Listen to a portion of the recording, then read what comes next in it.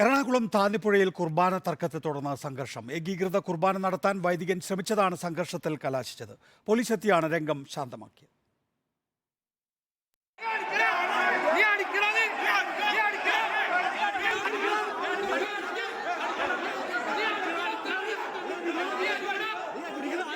Thannipuzha saint Joseph പള്ളിക്കുള്ളിലാണ് സംഘർഷമുണ്ടായത്. Synod നിർദ്ദേശിച്ച ഏകീകൃത കുർബാന നടത്താനാണ് വൈദികനായ ഫാദർ ജോസ് തോട്ടക്കര ശ്രമിച്ചത്. എന്നാൽ പള്ളിയിലുണ്ടായിരുന്ന ഭൂരിഭാഗം വിശ്വാസികളും എതിർത്തു. അതിനിടെ 4 പേർ വൈദികനെ പിന്തുണച്ച് രംഗത്തെത്തി. പിന്നാലെ സംഘർഷം.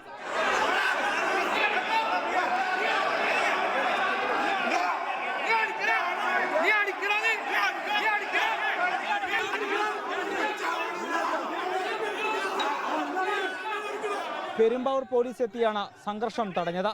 പിന്നീട് ഭൂരിപക്ഷ അഭിപ്രായം കണക്കിലെടുത്ത് ജനാഭിമുഖ കുർബാനയാണ് നടത്തിയത്. രാവിലെ 6:30 തുടങ്ങേണ്ടിയിരുന്ന കുർബാന ആരംഭിച്ചത് 8:30. ഏകീകൃത കുർബാന തന്നെ നടത്തണമെന്ന വത്തിക്കാന്റെ ഉത്തരവ് വന്നിട്ടും എറണാകുളം അങ്കമാലി അതിരൂപതയിലെ ഭൂരിഭാഗം ആരാധനാലയങ്ങളിലും പ്രതിഷേധം തുടരുകയാണ്. റിപ്പോർട്ടർ, കൊച്ചി.